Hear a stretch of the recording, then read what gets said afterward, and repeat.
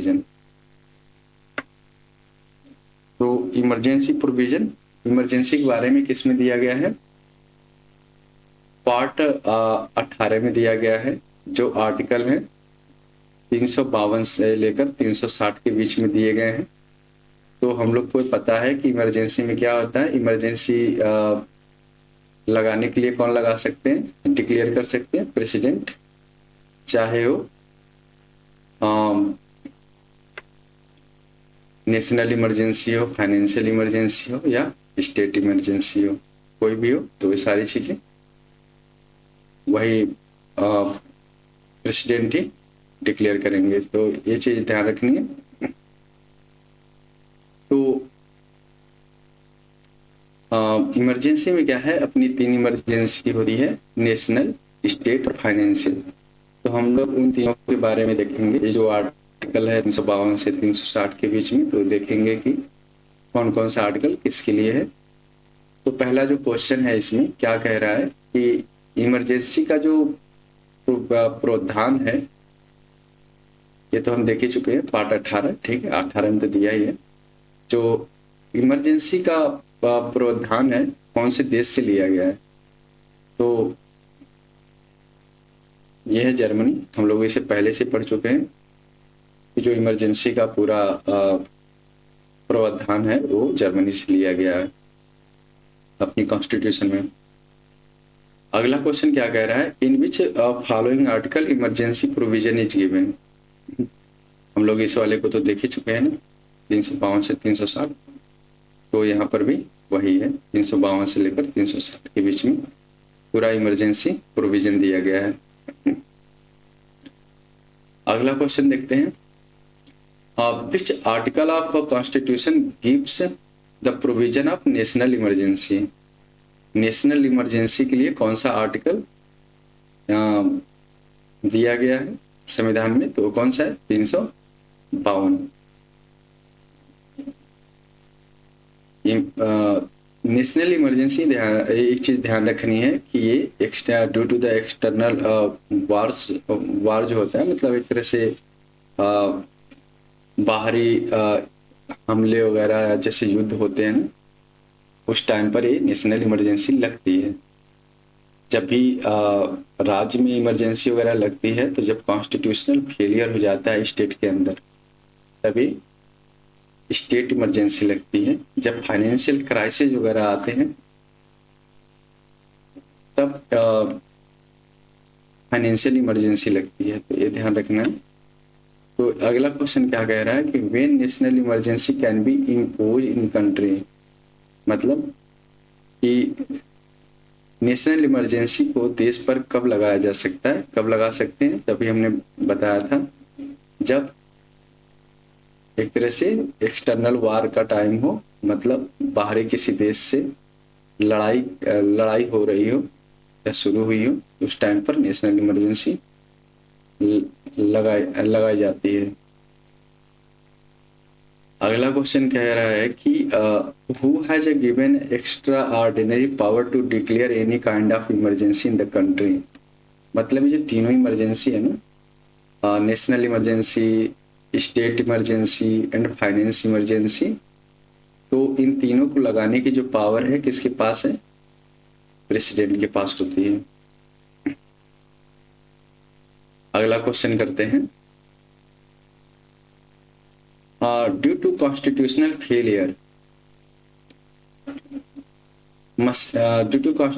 Failure machinery in state which emergency can be declare using article 356। ये ध्यान रखना है, जो 356 होता है वो स्टेट इमरजेंसी से रिलेटेड है। तो कॉन्स्टिट्यूशनल फेलियर होगा तो मतलब राज्य के अंदर होगा, इसका मतलब है स्टेट इमरजेंसी लगेगी। अगला क्वेश्चन क्या है, ड्यू टू फाइनेंशियल इनस्टेबिलिटी, मतलब ये है कि जब फाइनेंशियल क्राइसिस वगैरह की बातें करते हैं, फाइनेंशियल स्टेबिलिटी मतलब अस्थिरता की बात करते हैं, तो इसमें पूछा गया है कि फाइनेंशियल इमरजेंसी के लिए कौन सा आर्टिकल दिया गया है। तो कौन सा आर्टिकल है? 360। ये तीनों जो है ना नेशनल, स्टेट और फाइनेंशियल जो इमरजेंसी हैं इनके आर्टिकल, जैसे कि 352 हो गया, 356 हो गया, 360, ये तीनों ही बहुत इंपॉर्टेंट है, सीधे पेपर में पूछे जाते हैं। अगला क्वेश्चन है, how many times has financial emergency been declare till now? मतलब अब तक कितनी बार फाइनेंशियल इमरजेंसी देश में लगाई जा चुकी है? तो अब तक की एक अच्छी बात यह है कि अपने देश में जब से देश आज़ाद हुआ है तब से अपने देश में एक भी फाइनेंशियल इमरजेंसी नहीं लगी है। जब एक बार क्राइसिस आई थी अपनी कंट्री में 1991 के आसपास, तो लगता था कि ऐसा लग जाएगा, लेकिन बच गए थे, नहीं लगा था। तो ध्यान रखना है कि फाइनेंशियल इमरजेंसी देश में कभी नहीं लगी है, ठीक है। तो विच one of the following can not suspended during the national emergency? एक जब हम लोग ये कह रहा है कि वो कौन, मतलब कौन सा आर्टिकल है जो इमरजेंसी के टाइम पर क्या होता है, मतलब सस्पेंड नहीं होता है, तो उसके बारे में पूछ रहा है। तो एक चीज ध्यान रखनी है, फंडामेंटल राइट इमरजेंसी के टाइम पर ऑटोमेटिक सस्पेंड हो जाता है, ठीक है। जैसे आपको बात करते हैं freedom to settle anywhere in India, emergency के टाइम पर आप इधर उधर घूम तो सकते नहीं, कोई घूमने नहीं देगा, और इमरजेंसी लगी रहेगी तो आपको प्रॉपर्टी रखने का भी कोई अधिकार नहीं है, मतलब इस पर भी कोई राइट नहीं होगा आपका। ये तो अब तो लीगल राइट हो गया फ्रेंड, ठीक है। तो ये जो इमरजेंसी के टाइम पर जो फंडामेंटल राइट है ऑटोमेटिक सस्पेंड हो जाता है। केवल जो आर्टिकल आपका एक तरह से जीने का जो अधिकार है ना, ये जो आर्टिकल दिए गए हैं ये वाले 20 और 21, ये सस्पेंड नहीं होते हैं। तो ध्यान रखना है कि जो दोनों आर्टिकल हैं 20-21, ये इमरजेंसी के टाइम पर सस्पेंड नहीं होता है, ठीक है। तो ये बहुत इंपॉर्टेंट है, पेपर में बहुत बार पूछता है इसको, इमरजेंसी के टाइम पर कौन सा आर्टिकल सस्पेंड नहीं होता है, तो है आर्टिकल 20 और 21। अगले क्वेश्चन में पूछा गया है कि how many times national emergency has been declare in the country? अब एक चीज ध्यान रखते हैं कि जो नेशनल इमरजेंसी है अब तक पूरी 3 बार लगाई जा चुकी है। एक बार तब जब चाइना से वार चल रहा था, दूसरी बार 1971, तीसरी बार 1975। ये ध्यान रखना है, तीनों को याद रखना है कि चाइना वार के टाइम पर नेशनल इमरजेंसी लगी थी। एक बार 1971 में लगी थी और एक बार 1975 में लगी थी। ये 3 इमरजेंसी हैं, ये तीनों 3 बार, मतलब 3 बार लगी थी अब तक। अगले क्वेश्चन करते हैं, in India how much period has the proclamation of emergency to be approved by the both house of parliament? मतलब ये है कि कितने समय के अंदर इमरजेंसी का जो ये पूरा सिस्टम है इसको अप्रूव करना होता है दोनों, मतलब संसद से। तो ये क्या है, 1 महीने का टाइम के अंदर इसको करना होता है, पूरा प्रोसेस कंप्लीट इमरजेंसी के लिए। तो अब हम लोग इस पर क्वेश्चन करेंगे सेंटर स्टेट रिलेशनशिप पर। तो हम सीधे क्वेश्चन पर ही चलते हैं टाइम वेस्ट किए बिना। तो क्वेश्चन में क्या कह रहा है कि first finance commission was constituted इन, तो पहला जो फाइनेंस कमीशन है कब गठित किया गया था उसकी बात कर रहा है। तो वो कब है, ये 1951, ये ध्यान रखना है। अगला क्वेश्चन क्या कह रहा है कि फाइनेंस कमीशन के बारे में ये बात कर रहा है। तो एक चीज है कि पहले एक चीज क्लियर कर लेते हैं, जो फाइनेंस कमीशन का काम है द डिस्ट्रीब्यूशन ऑफ, एक तरह से कह सकते हो, या sharing of resources between the centre and state, मतलब केंद्र और राज्य के बीच में जो संसाधन है उनका क्या करना, एक तरह से शेयरिंग करना, मतलब साझा करना है ना, बांटना। तो ये चीज ध्यान रखना है कि फाइनेंस कमीशन क्या है। इसमें ऑप्शन दिख रहा है ना आपका, ये वाला, adjudicates on the sharing of resource between the centre in state, मतलब संसाधनों को केंद्र और राज्यों के बीच में बांटना है ना, ये इम्पोर्टेंट है, ये याद रखना। अगला क्वेश्चन कह रहा है कि the president of India by order constitutes financial constituted as finance commission every, मतलब ये थोड़ा सा इसमें टाइपिंग मिस्टेक्स हुई।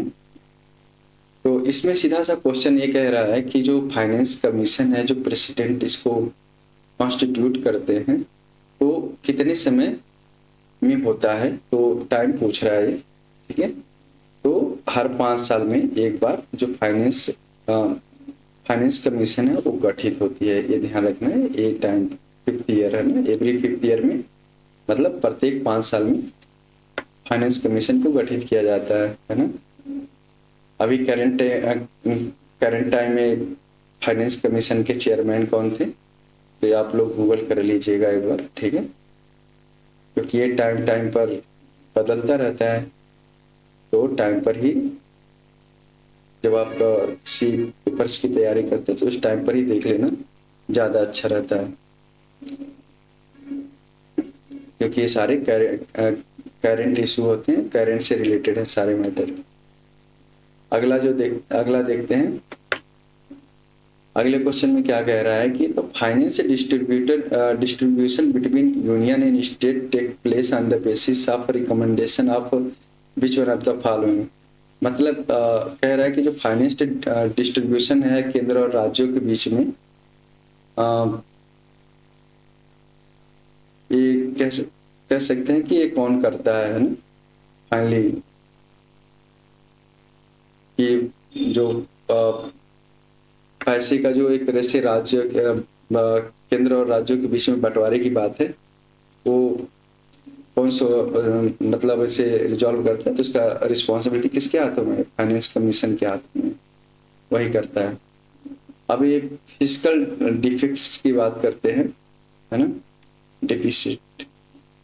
तो ये चीजें ध्यान रखनी है कि जब भी केंद्र सरकार का जो रिवेन्यू है वो खर्चे से कम हो, है ना, मतलब कि जो गवर्नमेंट है, केंद्र सरकार है, उसका खर्चा बहुत ज़्यादा हो और वो उसका रिवेन्यू कम हो, तो उसको क्या कहते हैं, फिस्कल डिफिसिट। ये ध्यान रखना है। क्या होगा, capital expenditure minus capital receipt, है ना, कि मतलब खर्चा ज़्यादा है और आमदनी कम है, ऐसे कहते हैं ना हम लोग। एक तरह से एक कहावत है कि खर्चा ज़्यादा आमदनी कम, तो क्या होता है, इंसान घाटे में चला जाता है। इस तरह जब ऐसी कंडीशन आती है तब गवर्नमेंट घाटे में रहती है, क्योंकि खर्चा ज़्यादा है उनका और रेवेन्यू कम होता है। अगला क्वेश्चन देखते हैं। विच one of the following form the largest share of deficit in the government of India budget. तो इसमें जो है देखते हैं कि जो गवर्नमेंट का जो बजट होता है उसमें सबसे बड़ा जो डिफिसिट होता है वो क्या होता है, जो घाटे की अगर बातें करते हैं, नुकसान की, तो कौन सा है, फिस्कल डिफिसिट ने। तो ये जो है ये वाला, इसमें क्या होता है, अभी हम लोगों ने ऊपर पढ़ा था, इसमें एक्सपेंडिचर ज़्यादा होता है as compare to the revenue, तो ये फिस्कल डिफिट है इसमें।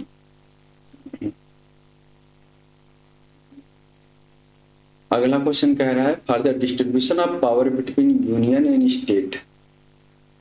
जब पावर की बात करते हैं, पावर डिस्ट्रीब्यूशन की केंद्र और राज्यों के बीच में, तब आगे the constitution of India introduce 3 list.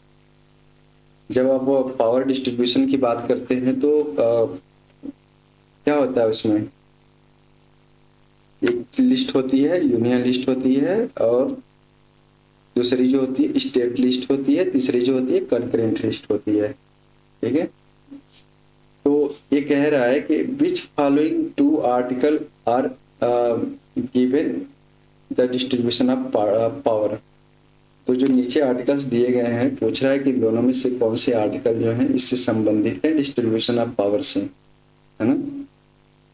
तो वो जो आर्टिकल है ये है आर्टिकल 245, 246। तो ये ध्यान रखना है, ये जो आर्टिकल दिए गए हैं ये तो इतने दिए गए हैं, लेकिन जब पावर डिस्ट्रीब्यूशन की बात करती है between the centre and state, तो जो पूरे आर्टिकल हैं 245 से लेकर 254 के बीच में दिए गए हैं। तो यहाँ पर हमारे पास ऑप्शन इतना है, तो हम इस हिसाब से देख के आर्टिकल 245 से 246 ये अपना सही होगा। अगला क्वेश्चन क्या है, the recommendation of Sarkaria commission related to. जो सरकारिया कमीशन है बहुत बार पेपर में पूछा जाता है, तो एक चीज ध्यान रखनी है कि ये जो है केंद्र और राज्यों के रिलेशन से रिलेटेड है। तो सरकारिया कमीशन केंद्र और राज्यों के रिलेशन से रिलेटेड है, तो ये ऑप्शन जो डी दिख रहा है आपको, सेंटर स्टेट रिलेशन, ये सही होगा। अब आता है अगला जो रिकमेंडेशन है, वो है केलकर टास्क फोर्स का। तो केलकर जो टास्क फोर्स है वो जो रिलेटेड है अपना टैक्स से है, तो ध्यान रखना है केलकर टास्क फोर्स किससे रिलेटेड है, टैक्स से है। और सरकारिया कमीशन किससे है, सेंटर स्टेट के रिलेशन से संबंधित है ये। और केलकर टास्क फोर्स जो है टैक्स से संबंधित है। ये जो आप लोग जैसे हम लोग पढ़ते हैं ना, union list, state list and concurrent list, एक तो जब हम शेड्यूल को पढ़ रहे थे तो उसमें देखा था हम लोगों ने कौन से शेड्यूल में दिया गया है, शेड्यूल 7 में। ठीक है, तो क्वेश्चन में लिखा गया which schedule of Indian constitution related to the concurrent list. तो एक ही शेड्यूल में क्या है, ये तीनों दिए गए हैं इसे 7 शेड्यूल में, union list, state list and the concurrent list. ठीक है, तो इम्पोर्टेंट है, ये भी इम्पोर्टेंट तो सभी हैं। अगला देखते हैं, centre state relation in India is depends upon. तो सेंटर स्टेट का रिलेशन जो है पूछ रहा है कि जो नीचे दिए गए ऑप्शन है इनमें से किस पर डिपेंड करता है। तो पहली चीज से क्या है कि संवैधानिक प्रोविजन है। सेंटर स्टेट का रिलेशन जो है मतलब एक तरह से distribution of the taxes between the centre and states in the distribution of the resources, ये जो है केंद्र सरकार नहीं करती है। इसका मतलब ये है कि सब कुछ पहले से संविधान में क्या है, डिफाइन है, तो उसके बेसिस पर ये करना होता है। ठीक है, तो ये चीज संविधान में मेंशन है। तो एक तो कॉन्स्टिट्यूशनल प्रोविजन हो गया, ठीक है। कन्वेक्शन इन प्रैक्टिस ये भी है। दूसरा है यह है जुडिशियल इंटरप्रिटेशन। तीसरा है मैकेनिज्म फॉर डायलॉग, ये बातचीत करने का एक तरह से क्या है, साधन है। तो ये जो देखेंगे आप तो सारे जो है ऑप्शन इसके सही हैं और सेंटर स्टेट रिलेशन के लिए। अब अगले क्वेश्चन में कह रहा है कि states in India union will receive at least होनी चाहिए यहाँ पर, तो एट लास्ट हो गए। At last what part of the following percentage of central tax under 13 finance commission recommendation. मतलब जो इस क्वेश्चन में जो कहने का मतलब यह है कि जो सेंटर से जो टैक्सेस स्टेट गवर्नमेंट्स लेती है वो 13 फाइनेंस कमीशन में कितनी मतलब मांगी गई थी?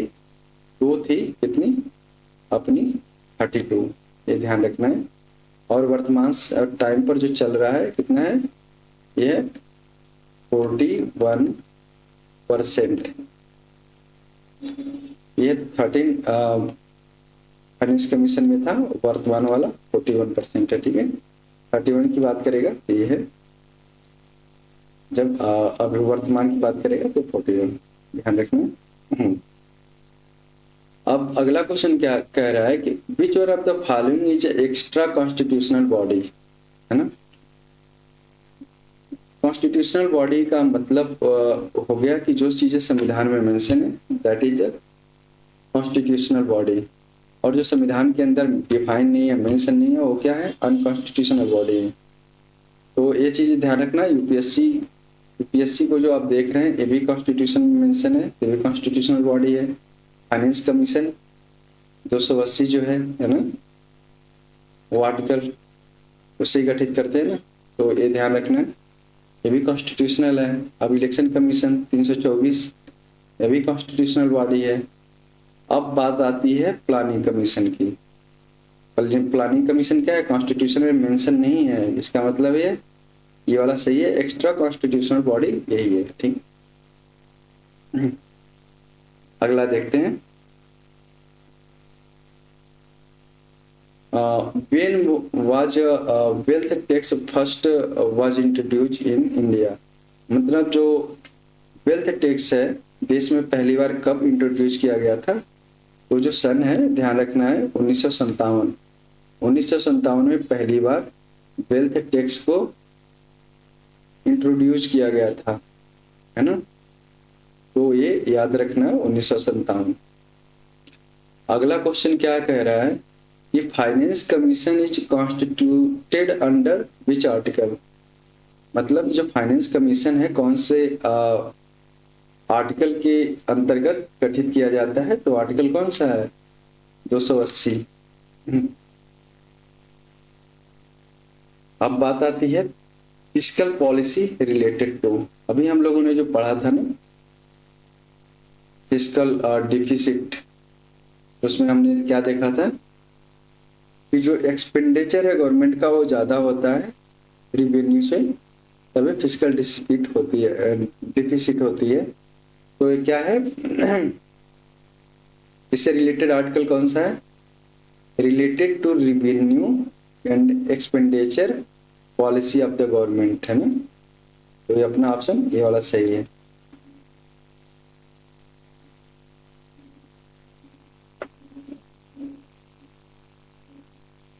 अगला क्वेश्चन है फाइनेंस कमीशन को पूछ रहा है कि फाइनेंस कमीशन क्या है।